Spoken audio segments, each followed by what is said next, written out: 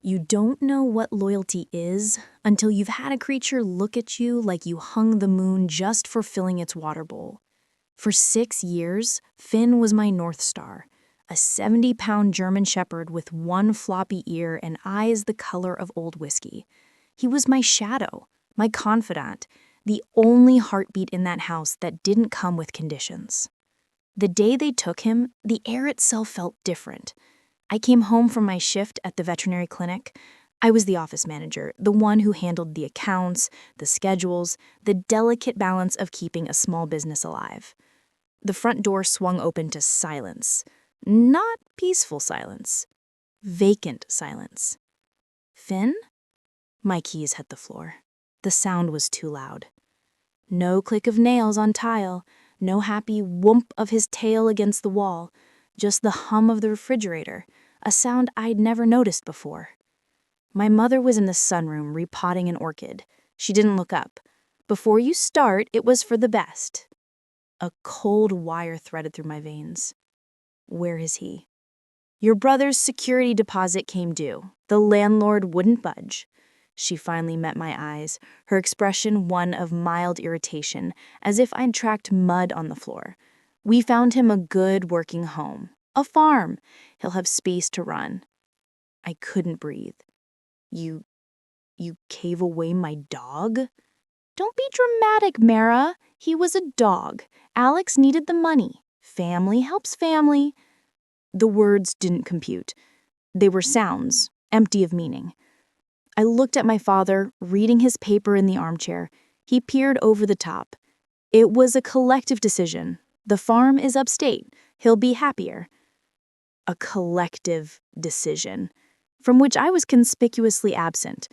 My brother, Alex, the perennial emergency, whose crises were always more pressing than my stability.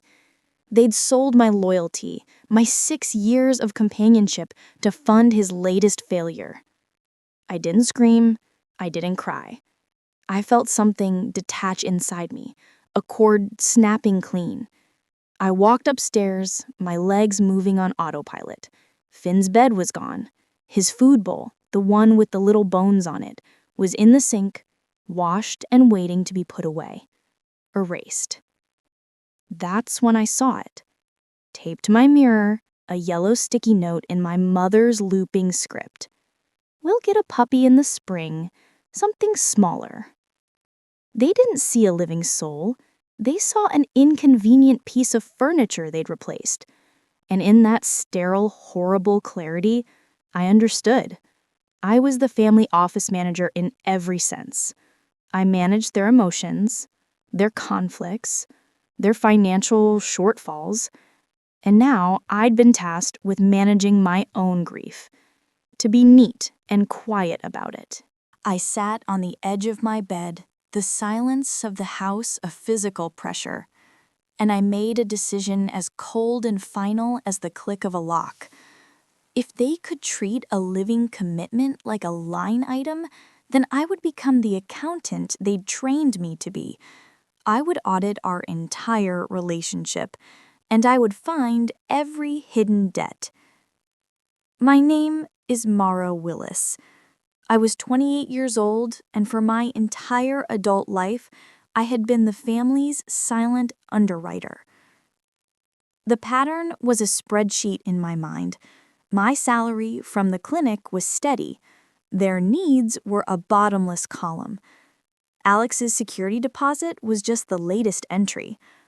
There was the $3,000 for my father's surprise tax bill 2 years ago, the $500 monthly contribution to the household that had somehow morphed from temporary help to a permanent direct debit from my account, the $1,200 for my mother's dental work that insurance surprisingly didn't cover, the countless loans to Alex for a used car that died a month later, for a failed gym membership, for a course he never finished. I had records of everything, not because I was suspicious, but because I was thorough. It was my job. Invoices, bank transfers, Venmo history. I'd filed it all away under a folder on my laptop named Household. I'd framed it as responsibility.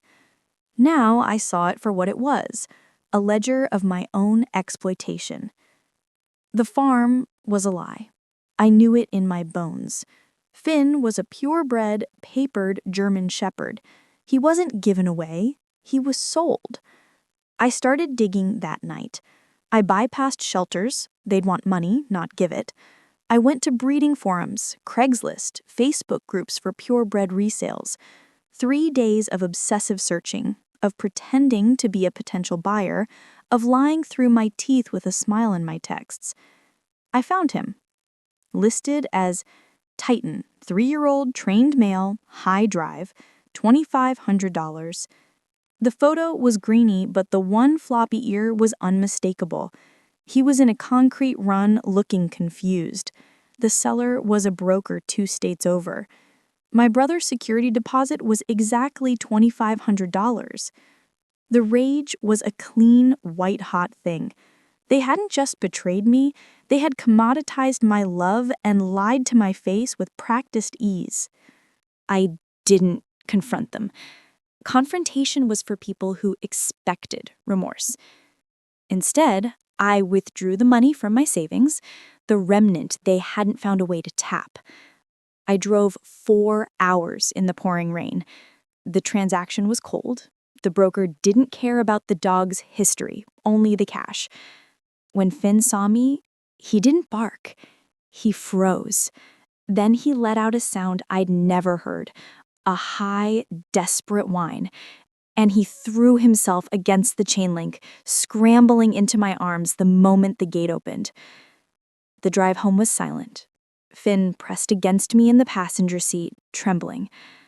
I didn't go to my parents' house. I went to the clinic.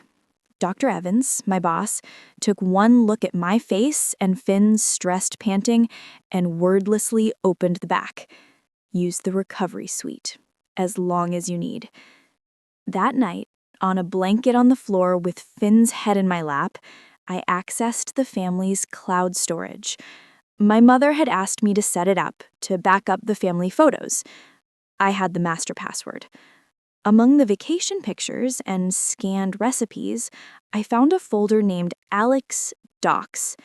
Inside was a scanned copy of Finn's AKC registration and a bill of sale. $2,500, signed by my father. It wasn't emotion. It was evidence. My grandfather had been an talk auditor. He'd had a saying, people lie, numbers weep. He'd tried to teach me, but I'd chosen animals over spreadsheets. Now, his ghost was my co-pilot. The ledger was one thing. To make it a weapon, it needed to be legal, official, and utterly undeniable. I needed a Phase 1 assessment of the family's financial toxicity. My weapon was the IRS's Innocent Spouse Relief Form. Not for me, for my mother. See, all those loans and gifts to Alex? My father had been documenting them as business losses from a dummy consulting LLC he'd set up years ago.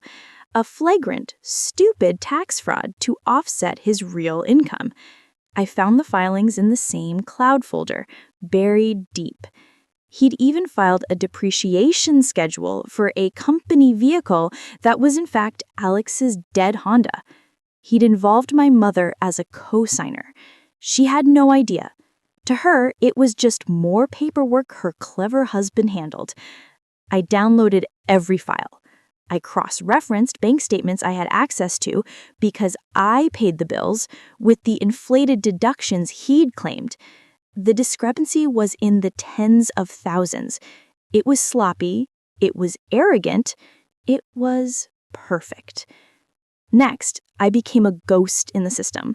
Using my administrative access at the clinic, I ran a soft credit check on myself, standard for a loan application. It showed all the joint accounts, the credit cards they'd taken out for emergencies in my name when I was in college, the ones I was still an authorized user on, the ones they used. I disentangled myself digitally, removing my name, freezing my credit. Then I triggered the avalanche. I filed the innocent spouse forms with the IRS, attaching my evidence. I didn't accuse my father of fraud outright. I simply, helpfully, provided documentation showing my mother was unaware of the inaccuracies.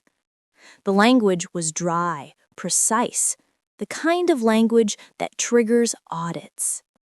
Simultaneously, I formally revoked my financial power of attorney from my parents, a document they'd had me sign after a minor car accident years ago, just in case. I sent the revocation to their bank, their brokerage, via certified mail. Finally, I opened a new private bank account, and I initiated a transfer of every cent from the joint account used for household bills, an account I, as the responsible one, was the primary on. I left $12.34, the cost of a cheap leash.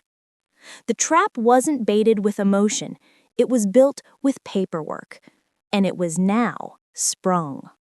The call came at 7:03 a.m. My father, his voice a guttural roar stripped of all its usual paternal calm. "What the hell did you do? The IRS is freezing assets." I was at the clinic, preparing for the day's appointments. Finn lay at my feet. "I have no idea what you're talking about, Dad." "Don't play stupid. Your mother is hysterical. They're saying she filed forms."